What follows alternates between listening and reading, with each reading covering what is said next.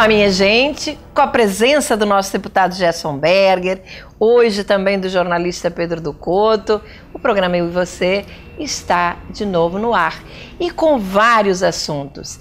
Entre eles, nós vamos falar sobre as promessas do prefeito Eduardo Paes, a qualidade das obras que acontecem na cidade, como, por exemplo, a Transoeste, que já apresenta inúmeros problemas. Falaremos também de um filme de Spielberg a ser lançado aqui no Rio de Janeiro, que se chama Lincoln, e sua grande defesa da democracia. E por aí caminharemos citando outras grandes obras do grande cineasta e chegaremos a criminosos do nazismo, a verdadeiros monstros que nós hoje fazemos questão de citar aqui no programa para reativar a memória. Mas vamos às promessas do prefeito Eduardo Paes, que reassumiu o novo mandato no último dia 1º de janeiro.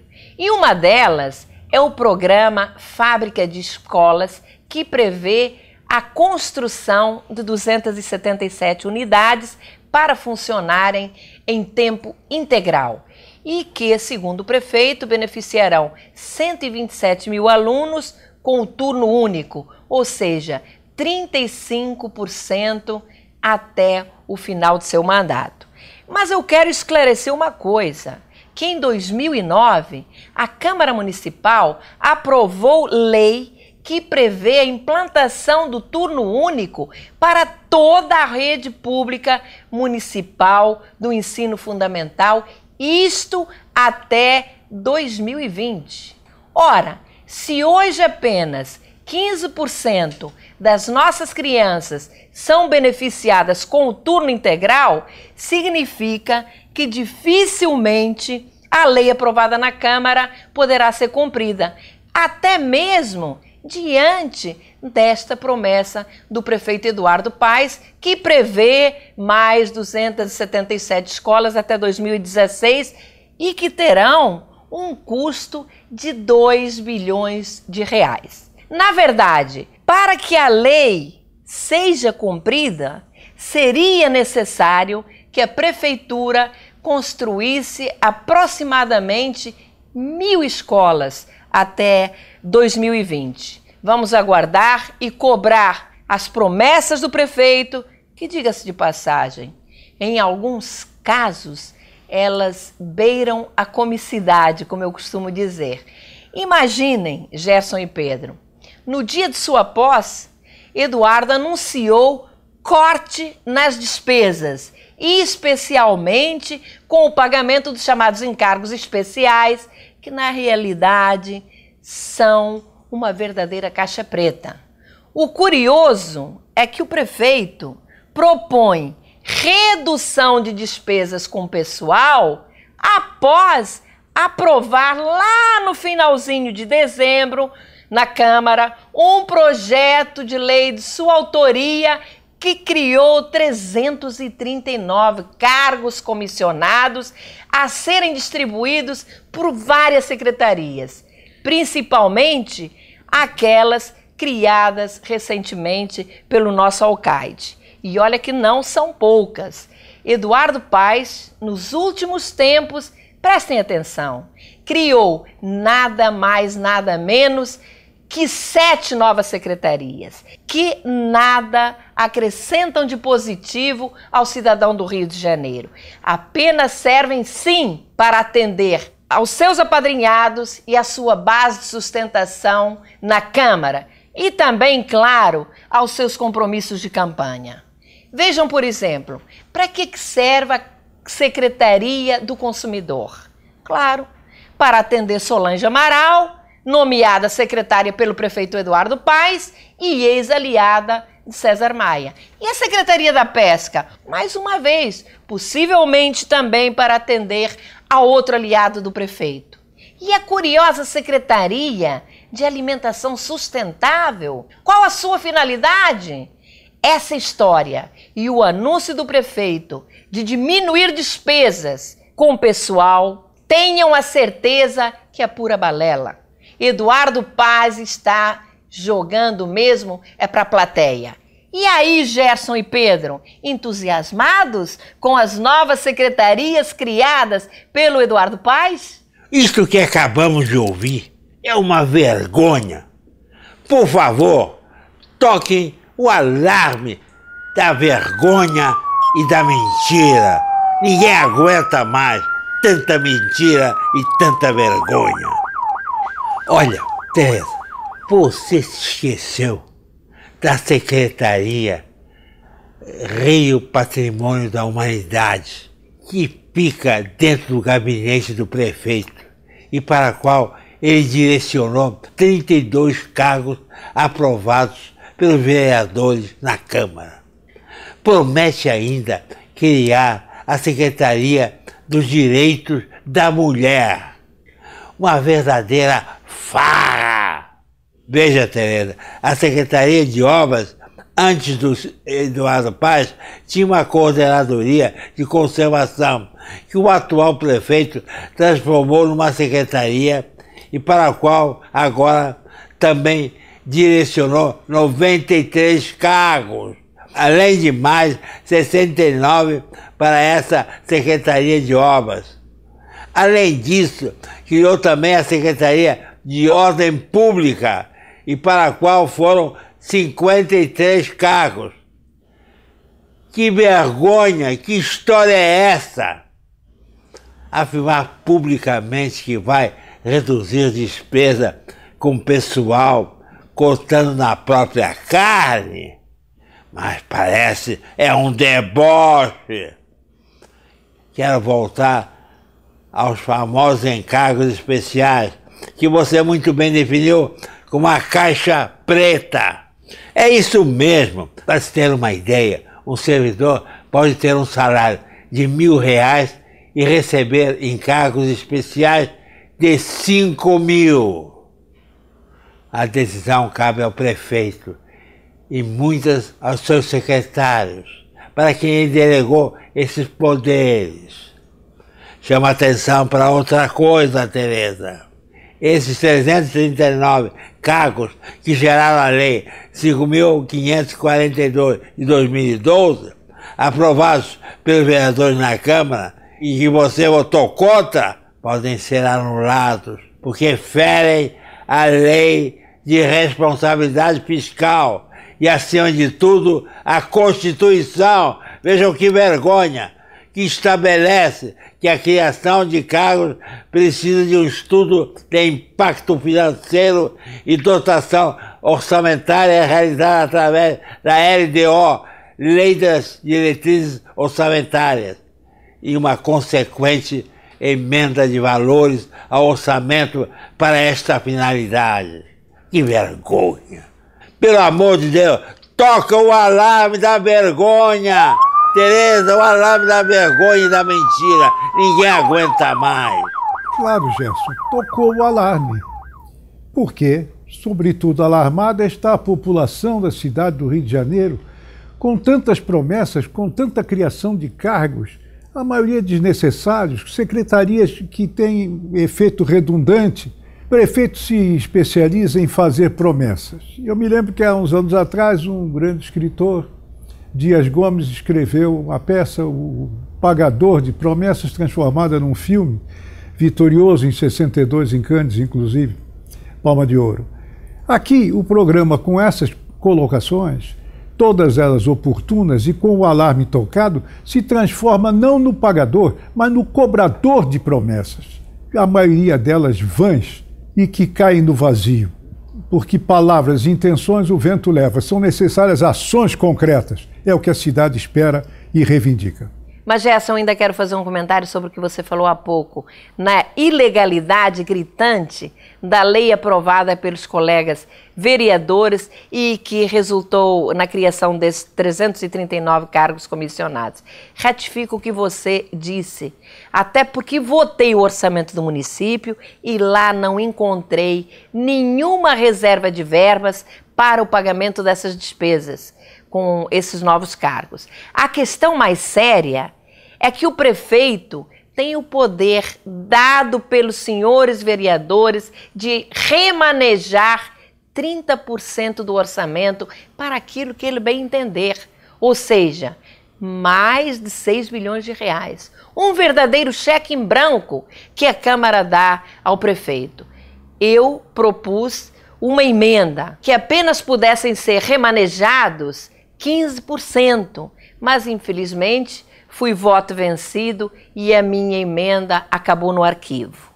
E logo nos primeiros dias de janeiro denunciei que o prefeito Eduardo Paes iria repassar 55 milhões para o Sindicato das Empresas de Ônibus, que, em troca, manterá nas escolas máquinas que validam o Rio Card, ou seja, a gratuidade do transporte dos alunos e que também controlam a presença desses alunos nas escolas. Saibam os senhores que este dinheiro saiu da educação.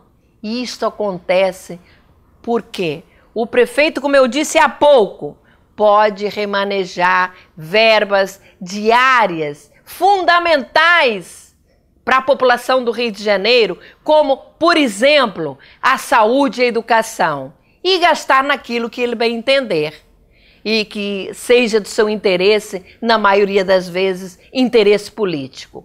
Daí os absurdos que acontecem com o uso do dinheiro público. Ainda agora, a imprensa noticiou e denunciou que a Transoeste, inaugurada no período de campanha eleitoral do prefeito Eduardo Paes, já apresenta desníveis no asfalto.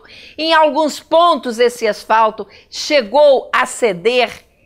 Já existem, inclusive, inúmeras construções irregulares nas suas margens. E aí? O prefeito resolveu, então, culpar a empreiteira pela má qualidade da obra. Aliás, esta é uma característica dele. Quando ele começa a apanhar, ele sempre transfere responsabilidade.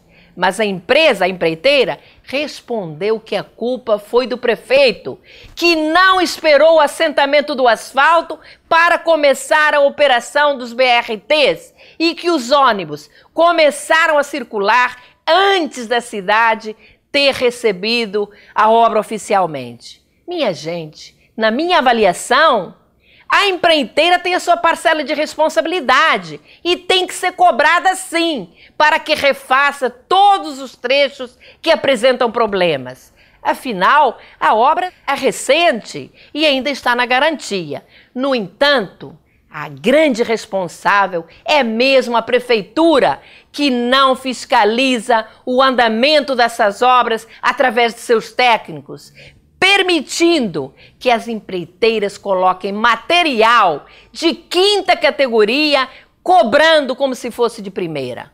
E nada acontece. Logo depois, essas mesmas empresas estão aí participando das licitações públicas. Gerson e Pedro, como veem este caso envolvendo a Transoeste?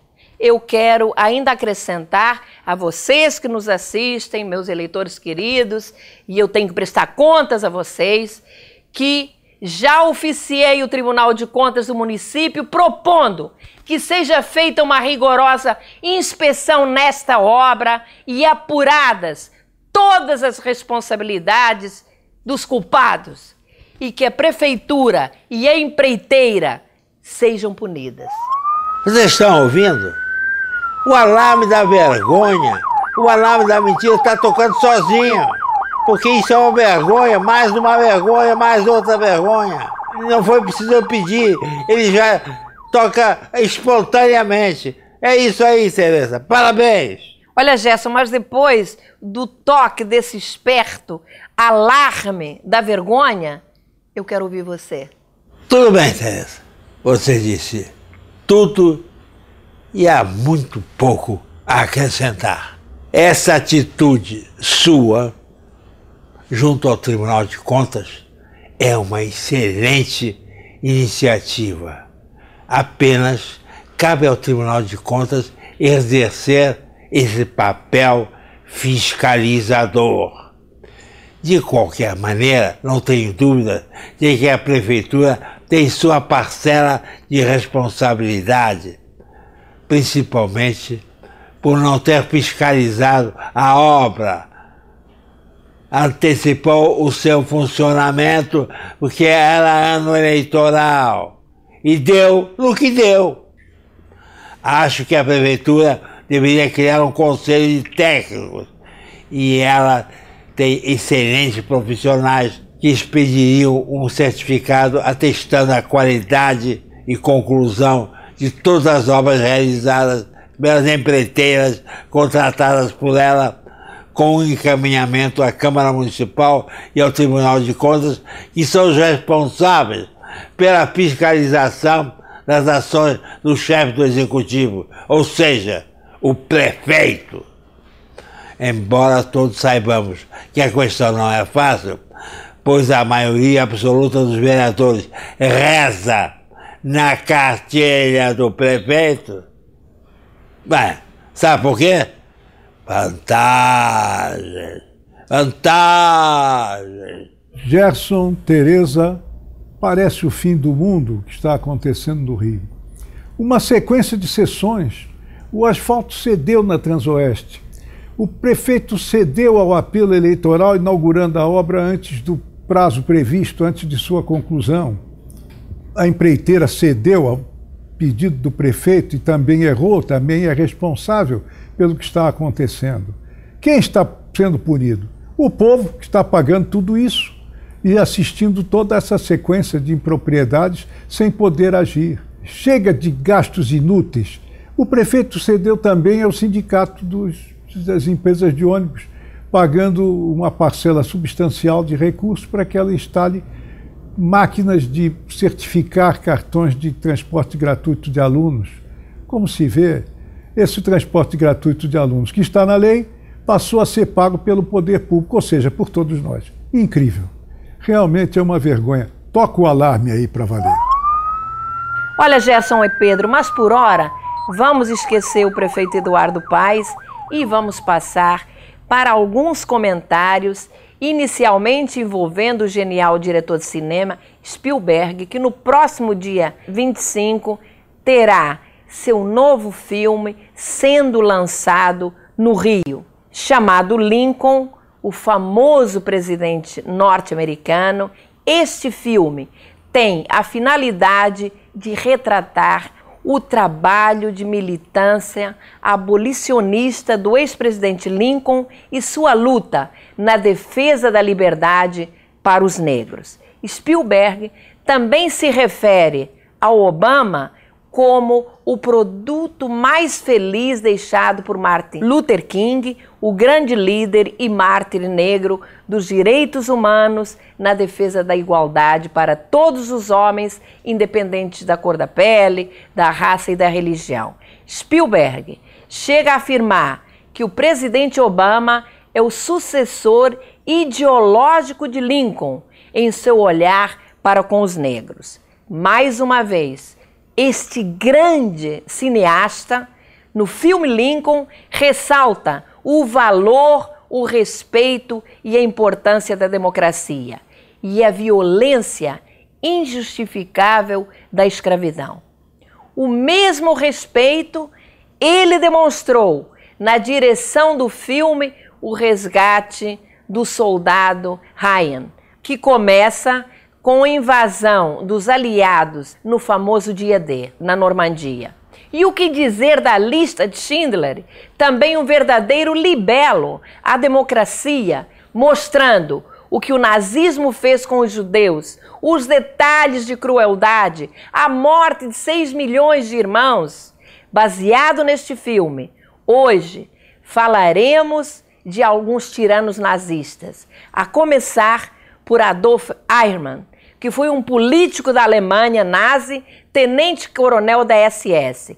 Este monstro foi o grande responsável pela logística do extermínio de 6 milhões de pessoas durante o Holocausto, em particular dos judeus, que foi chamada de solução final, organizando a identificação e o transporte de pessoas para diferentes campos de concentração.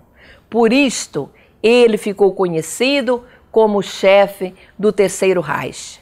Gerson, é muito importante lembrar sempre o que foi o Holocausto, para que não possa ser repetido.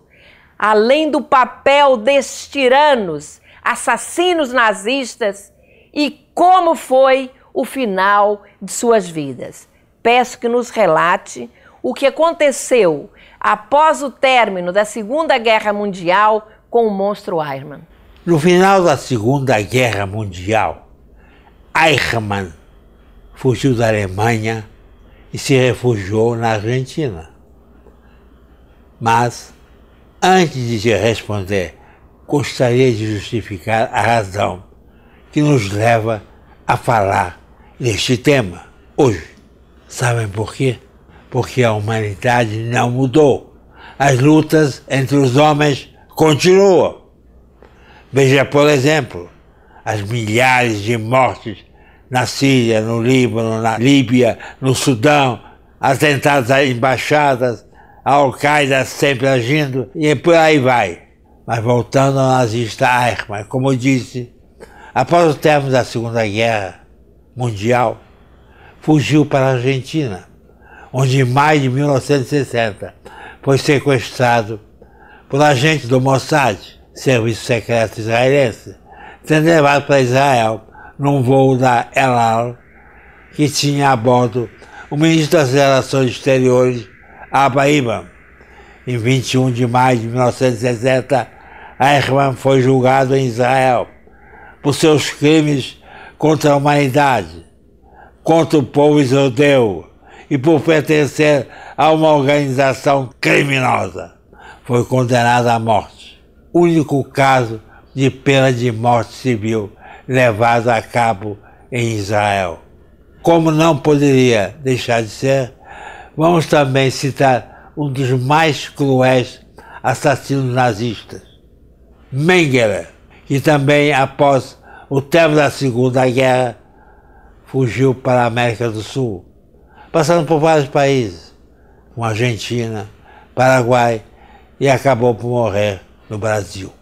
Este monstro fazia experiências com seres humanos no campo de concentração de Auschwitz, onde era conhecido como o Anjo da Morte.